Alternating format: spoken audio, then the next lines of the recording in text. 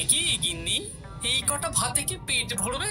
ও যা ভাত আছে না, ওটা বেড়াল ডিগোতে পারবে না। হ্যাঁ, আরে বাবা, আমি আর বেড়াল?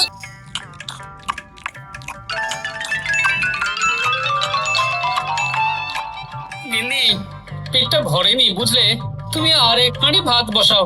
আমার জন্য 2 হাতা রাখা আছে, ওটাও খেয়ে নাও না। খাও, আমি আর ভাত বসাতে পারবো না। এখন উনুন ধরাও, আঁচ দাও, ভাত বসাও। আরে তোমারটা তুমি খেয়ে নাও না। তুমি তো জানো আমার এইটুকু খাবারে পোষায় না। তারপর তুমি আজকে ওই ওলের ঝোলটা যা বানিয়েছিলে না, আহা! খাই খাই খাই খাই করে আমার জীবনটাও খেয়ে ফেললে গো। আরে বাবা, ভগবান এই পেট দিয়েছে কিসের জন্য? এত খাটাখাটনি, সবকিছুই তো এর জন্য নাকি? হ্যাঁ,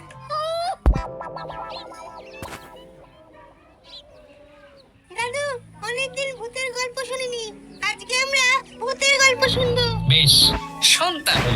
আমাদের রাজ্যে আজ থেকে বেশ অনেক বছর আগে একটা খুব পেটুক লোক থাকতো। তোমার মতন পেটুক? আহ, বলতে পারিস, কিন্তু ওর গিন্নি ওকে ভালো মতো খেতে দিত না। তাই একদিন না খেয়ে খেয়ে পক্কা পায় আর ভূত হয়ে এদিক সেদিক ঘুরতে থাকে। তারপর কি হলো দাদু? তারপর তারপর তো সে এক মজার ব্যাপার। ভূতকে ওর গিন্নি চোখে দেখতে পেত না, তাই সেই পেটুক ভূত কিছুদিন পর থেকে গিন্নির উপর হুজ্জুতি শুরু করলো। কিরকম হুজ্জুতি দাদু? গিন্নি যা রান্না করতো সব চুরি করে খেয়ে নিত। এই, এসব উল্টো পাল্টা কথা বলে আমাকে ভয় দেখাতে পারবে না। হ্যাঁ, এই যে তোরা চটপট খেয়ে নে, নইলে তোদের দাদু আবার ভাগ বসাবে রে। খা। আচ্ছা দিদা। এই শোনো না, তুমি আমার জন্যেও আরো কয়েকটা বেগুনি ভাজো। হ্যাঁ, এই তো একটু আগে 4টে বেগুনি আর 1 বাটি মুড়ি দিলাম। হ্যাঁ, আরে সেগুলো তো পেটের কোন কোনায় হারিয়ে গেছে গিন্নি। তুমি ভাবো আমিও হারিয়ে গেছি? বেশি খিদে পেলে নিজে রান্না করে খাও। আর সে তুমি না থাকলে আমি রান্না করেই খেতাম। দিদা, দাদু কিন্তু তোমাকে চলে যেতে বললো। কি বললে? আমি চলে যাব? আরে তাহলে তাই হবে। এই গুলটে, তুই এসব কি বলছিস বলতো? গুছিয়ে বিদায় নিচ্ছি। আরে আরে আরে, কোথায় চলে যেতে বললাম গিন্নি? হয়েছি আর না, আজকেই আমি বাপের বাড়ি চলে যাব। হ্যাঁ, এই দেখো, আমি কোথায় চলে যেতে বললাম? তোমার মনের কথা আমি বুঝে গেছি। এই দেখো, থাকবো না এই পোড়ার মুখ সংসারে। যা। লক্ষ্মী সোনা রাগ করেছে। হাওয়া গরম আছে, চল এখান থেকে বেগুনি নিয়ে এখন কেটে পড়ি। এই সামান্য ব্যাপারে রাগ করার কি আছে বলো তো? এবার নিজের সংসার নিয়ে নিজে থাকো। সারাদিন শুধু খাই খাই আর খাই খাই। নাও এবার ঠেলা সামলাও। ভুল করেও আমাকে বাপের বাড়িতে ডাকতে যাবে না বলে দিচ্ছি। যদি যাও তাহলে আমার থেকে খারাপ কেউ হবে না, এই বলে দিলাম। ওগো, তুমি আমায় ছেড়ে চলে গেলে গো। এবার আমি কার কাছে বায়না করবো গো?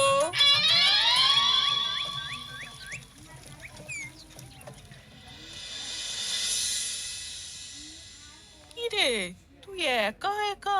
জামাই কোথায়? তোমাদের জামাইকে ছেড়ে চলে এসেছি। এ মা, তুমি কি থাকতে দেবে না আমি চলে যাব? এসব আবার কি কথা বলছিস তুই? হ্যাঁ, এ তো তোরও বাড়ি। আমাদের ভাত ডাল জুটলে তোরও জুটবে। কি হয়েছে রে দিদি? দিন রাত খেটে খেটে কয়লার মতো পুড়ে যাচ্ছি, আর ওনার বায়না শেষ নেই। সারাদিন শুধু খাই খাই আর খাই খাই। এবার বুঝবে জামাই বাবু। হ্যাঁ, নিজে হাত পুড়িয়ে রান্না করার ঠেলা।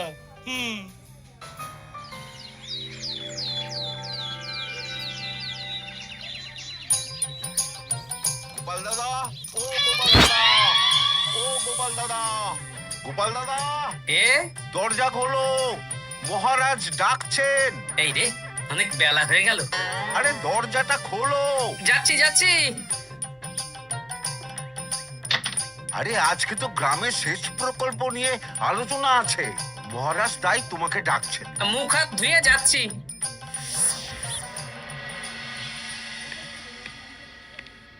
দেখুন মহারাজ, দেখুন, এত বেলায় গোপাল এলো, তাও নিজে আসেনি, ডেকে নিয়ে আসতে হলো। সত্যি গোপাল, আজকে এত জরুরি একটা আলোচনা সভা, কোথায় তুমি তাড়াতাড়ি আসবে? তা না করে গোপাল বাড়াবাড়ি করে ফেললো। গোপাল, এই আমি শেষবারের মতন বলে দিচ্ছি, ফের যদি এরকম রাজসভায় দেরি করে আসতে দেখি তাহলে কিন্তু কড়া ব্যবস্থা নেব। আসলে মহারাজ, আমার গিন্নি গতকাল রাগ করে বাপের বাড়ি চলে গেছে, তাই বেশ হয়েছে। আচ্ছা, যে জন্য আজকের আলোচনা সভা ডাকা হয়েছে সেটা হলো আমাদের রাজ্যের দক্ষিণে একটা সেচের জন্য পুকুর খনন করা হচ্ছে। তো খুব ভালো কথা মহারাজ। দক্ষিণের চাষি ভাইরা অনেক দিন ধরে জলের সমস্যায় ভুগছিল, এবার একটা সুরাহা হবে। কিন্তু এটার জন্য তোমাদের বেতন কয়েক মাস কম পাবে তোমরা। একি কেন মহারাজ? তোমার তো এখন একজনের সংসার গোপাল, তোমার আবার চিন্তা কিসে? তাহলেও সেচের জন্য পুকুর খোঁড়া হবে, তার সাথে আমাদের বেতনের কি সম্পর্ক? কারণ গ্রামের অবস্থা খুব একটা ভালো নয়, তাই আগামী 3 মাস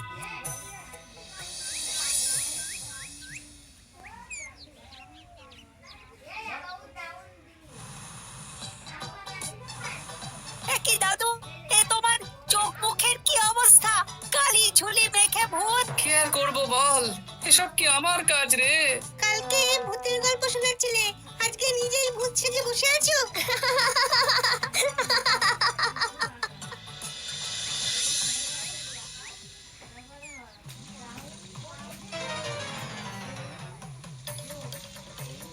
এই রে, ভাতগুলো পড়ে গেছে।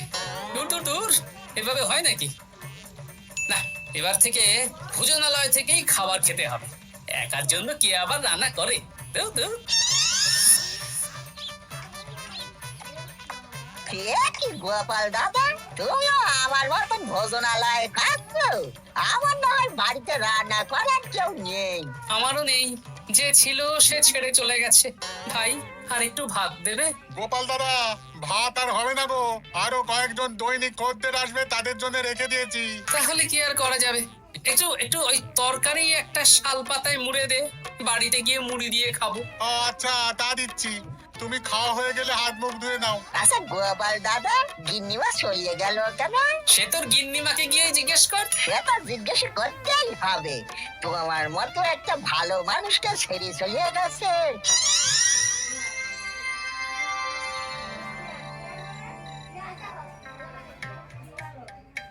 এসো এসো। এই নাও ধরো, পুঁটির মা তোমার জন্য কটা রুটি আর তরকারি পাঠালো। শুনলাম তুমি বাইরে ভোজনালয় খাচ্ছ। কি আর করবো বলো, একদিনই ঘর দুয়ারের একই অবস্থা করেছো গো গোপাল দাদা। ওই একার সংসার, এখন আমার কাজের মধ্যে দুই, খাই আর শুই। তা গিন্নিমাকে খবর দাও। না না, খবর দিলে আবার অশান্তি শুরু করবে, বরং তুমি গিয়ে বলো। বেশ, তাহলে কালকে আমি তোমার শ্বশুর বাড়ির দিকে সার কিনতে যাব, না হয় গিন্নিমাকে আমিই খবর দিয়ে দেবো।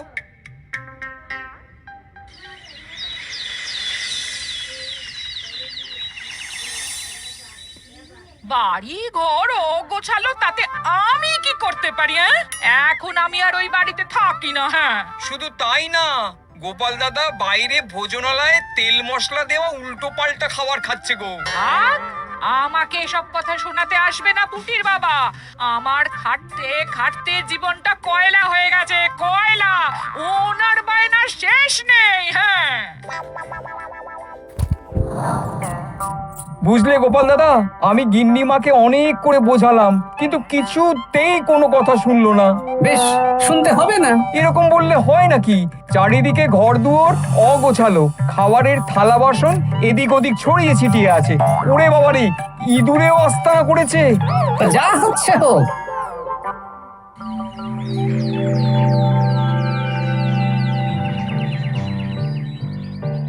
ভোলা, আটটা কচুরি দাও তো, ঝটপট খেয়ে রাত সবাই চলে যাব। এই নাও। ও গোপাল দাদা, শুনলাম নাকি গিন্নিমা বাড়ি ছেড়ে চলে গেছেন? হ্যাঁ, ঠিকই শুনেছো।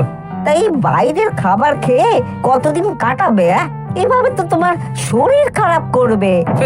ওই শরীরের নাম মহাশয়, যা সবে তাই সয়। রান্না বান্না করছো বাড়িতে? না, রান্না করার লোক নেই, আর আমার দ্বারা ওসব কালিঝুলি মাখাও সম্ভব না। দেখো গোপাল দাদা, এই রোজ রোজ বাইরের খাবার খাওয়া ভালো নয়। ভাবছি আরেকটা বিয়ে করব। হ্যাঁ, বলো কি? গিন্নিমা জানলে তো? জানলে জানুক, ও তো এখন আর আমার কেউ নয়। গোপাল দাদা আরেকটা বিয়ে করবে? না না না না না, গিন্নিমাকে বলতেই হবে ব্যাপারটা।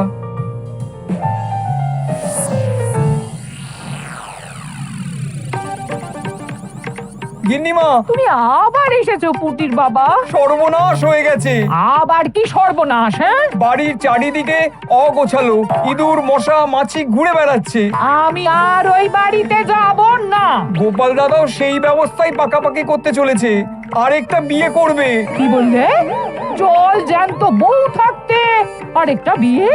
হ্যাঁ, আমি আজকেই যাব। ওর একদিন কি আমার একদিন? হ্যাঁ, আমি আজকেই যাব। এই দিদি, এক মুহূর্তে এরকম বদলে গেলি কেন? আবার আবার তো জামাইবাবু তোকে কাটাবে। তাহলে তোর জামাই বাবুটাই অন্য কারো হয়ে যাবে? হ্যাঁ, আমি বেঁচে থাকতে আমি হতে দেব না। তাহলে দিদি আমিও যাব। ওই জামাইবাবু অতিরিক্ত খায়, জামাইবাবুর খাওয়া বন্ধ করতে হবে, বুঝলি? ঠিক আছে, চল তাহলে চল। ঠিক আছে, চলুন তাহলে। হ্যাঁ হ্যাঁ, তাই চলো।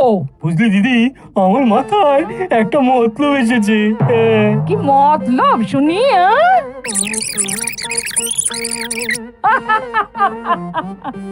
এই বেশ তো বেশ, এতে যদি তোর জামাই বাবুর অতিরিক্ত খাওয়া কমে তাহলে তো ভালোই কথা।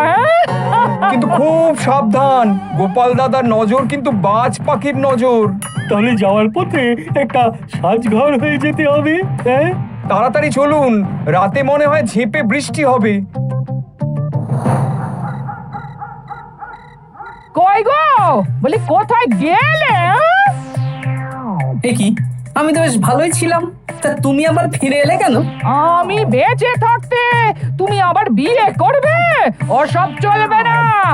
আমি এক সাধক বাবাকে নিয়ে এসেছি, তোমার সব ভীমরতি ইনি ছড়িয়ে দেবেন। হ্যাঁ, আজকে থেকে তোমার অতিরিক্ত খাওয়া দাওয়া বন্ধ করার দায়িত্ব এনার। যাব বাবা।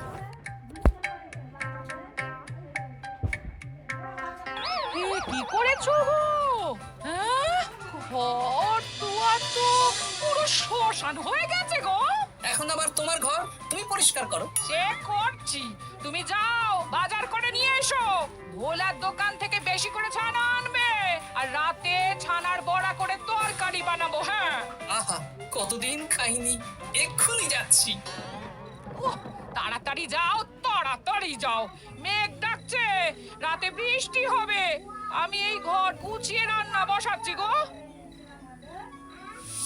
বলো কি গোপাল দাদা, গিন্নিমা ফিরে এসেছেন? হ্যাঁ, সকালে তোমার দোকানে বলেছিলাম না বিয়ে করব, সেটা নিশ্চয়ই কেউ শুনে গিন্নির কানে দিয়েছে। ব্যাস, ঘরের বউ ঘরে চলে এলো।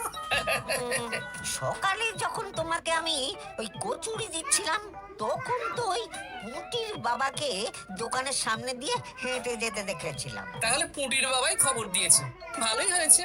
যাই হোক, আমাকে ওই 500 গ্রাম মতো ছানা দাও তো, গিন্নি ছানার বড়া দিয়ে তরকারি করবে। ভালো তো, ভালো তো, তোমরা ওই কর্তা গিন্নি একসাথে খাবে। আবার কোন সাধককে নিয়ে এসেছে যে আবার খাবার খাওয়া নিয়ন্ত্রণ করবে?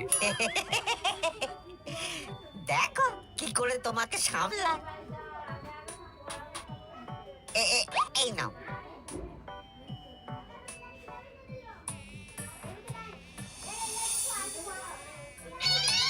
দেখি গিন্নি, আমার জন্য দুটো বড়া আর ওনার জন্য এতগুলো? বেশি খেলে তোমার চেহারা ঠিক হবে না বৎস, তোমাকে রোগা হতে হবে, তাই কম খেতে হবে, বুঝলে? ঠিক আছে, আপনাকে আমি মজা দেখাচ্ছি। অগত্যা গিন্নির হাতের খাবার খাচ্ছি, এই আমার 14 পুরুষের ভাগ্য ভালো।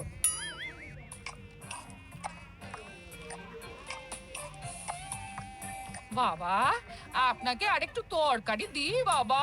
দে মা, দে। আমাকে দাও। একদম না, বলেছি না তোকে রোগা হতে হবে। হ্যাঁ, কি মজা রে তোদের বাড়িতে। আরে আরে, নকল গুফ, মশা যাওয়ার আগে আপনাকে আমি তাড়াবো। এই কদিন চারদিকে সব ছড়িয়ে ছিটিয়ে নোংরা করেছে, মশা মাছি এত তাড়াতাড়ি যাবে না। হ্যাঁ, আমার খাওয়া হয়ে গেছে, আমি উঠলাম, আপনি ভালো করে খান কেমন?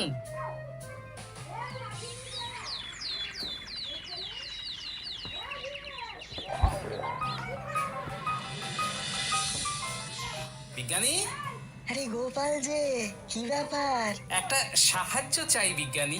বলো বলো, আমি কি করতে পারি? কয়েক টুকরো বরফ বানিয়ে দিতে পারবে? তা পারবো, কিন্তু এখন হবে না। তুমি বরং সন্ধেবেলার পর নিয়ে যেও, কেমন? খুব উপকার করলে বিজ্ঞানী। আমি ওটা বিশেষ মোড়কে তোমায় দেব, যাতে গলে না যায়। ধন্যবাদ বিজ্ঞানী। এখন তাহলে আসি।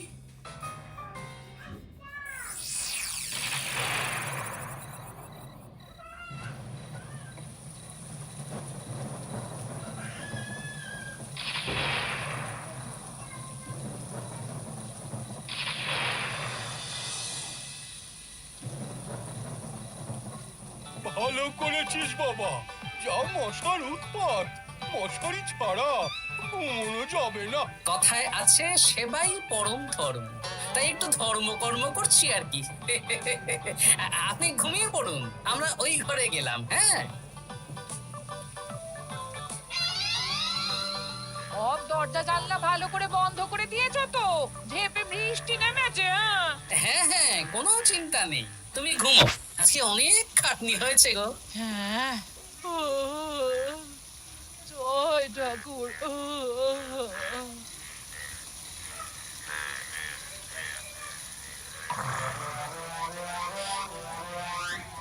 এই তো গিন্নিও ঘুমিয়েছে, এবার আসল কাজ শুরু হবে।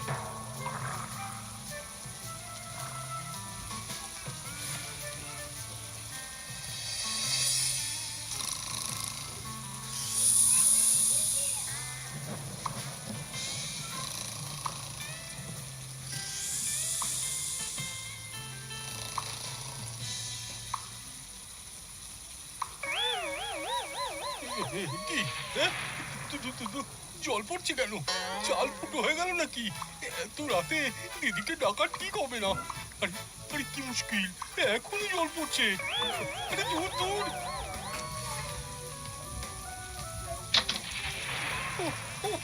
বাপরে বাপ।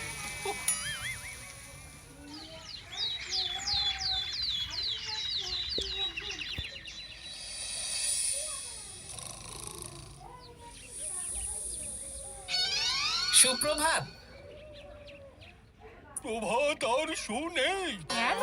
সারা রাত প্রথমে ভিজেছি, তারপরে মশার কামড় খেয়েছি। ভিজেছেন কেন? আচ্ছা, এ কি? আচ্ছা। রাতে চাল ফুটো হয়ে জল পড়ছিল। আচ্ছা, খুব ঠান্ডা লেগেছে। একটু একটু মধু আর তুলসী পাতা দে, একটু খাই। এ দিচ্ছি বাবা।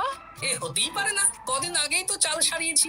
ঘরের মধ্যে তাহলে জল এলো কি করে? ঠিক যেভাবে আপনার নাকের নিচে নকল গোঁফ এসেছে শ্যালক বাবু, ঠিক সেইভাবেই। এই রে, হয়ে গেল। দাড়িটাও তো নকল। না মানে আমি বুঝিয়ে বলছি গোপাল, তুমি তো একটু বেশি করে খাও, তাই আমি ভেবেছিলাম ওই তোমার যাতে খাওয়াটা একটু কমে, তাহলে আমার দিদির খাটনিটা একটু কমবে। খাটনি কমাতে তো আপনি আসেননি, উল্টে আপনি নিজে ছলে বলে খাচ্ছিলেন। অতিথি হিসেবে এলে নিশ্চয়ই খাওয়াতাম, কিন্তু এটা আপনি ঠিক করেননি। ওগো, ও তো আমার ভালোর জন্যই করেছে। তুমি আমার বিবাহিত স্ত্রী, ও এখন তৃতীয় ব্যক্তি, তুমি ওর কথা কেন শুনবে? হ্যাঁ, প্রথমে বাচ্চাগুলো মস্করা করলো, সেই শুনে তুমি চলে গেলে। হ্যাঁ, ওরা তৃতীয় ব্যক্তি, ওদের কথায় কান দিলে। তারপর পুঁটির বাবার কথা শুনে বিশ্বাস করলে আমি সত্যিই বিয়ে করছি। হ্যাঁ, সেই জন্যই তো চলে এলাম। হ্যাঁ, এখানে পুঁটির বাবাও তৃতীয় ব্যক্তি, আর তারপর শ্যালক বাবুর কথায় আমাকে কম খেতে দিচ্ছ, আর উনিও তৃতীয় ব্যক্তি। ইয়ে, না মানে? হ্যাঁ মানে না মানে কিছু না। যখনই সংসারে স্বামী স্ত্রীর মাঝে তৃতীয় ব্যক্তি প্রবেশ করবে, তখনই অশান্তি হবে। নিজেদের সমস্যা আমরা নিজেরাই ঠিক করে নেব। আচ্ছা গো, আচ্ছা ঠিক আছে, আর কোনো বাইরের লোকের কথা শুনবো না। এবার বলো তো, ছাদ থেকে জল পড়ার ব্যাপারটা কি? ওটা তো কাল রাতে মশারির উপরে বরফ রেখেছিলাম, আর সারা রাত ধরে বরফের জল শ্যালক বাবুর গায়ে পড়েছে। ছাদ ঠিকই আছে গিন্নি। হ্যাঁ নয় হ্যাঁ। কাল যখন খাবার খাওয়ার সময় দেখলাম আপনার গোঁফ খুলে যাচ্ছিল, আপনি ঠিক করলেন, তখনই একটা সন্দেহ হয়। ওরে, ওরে, গোপাল, আমি আর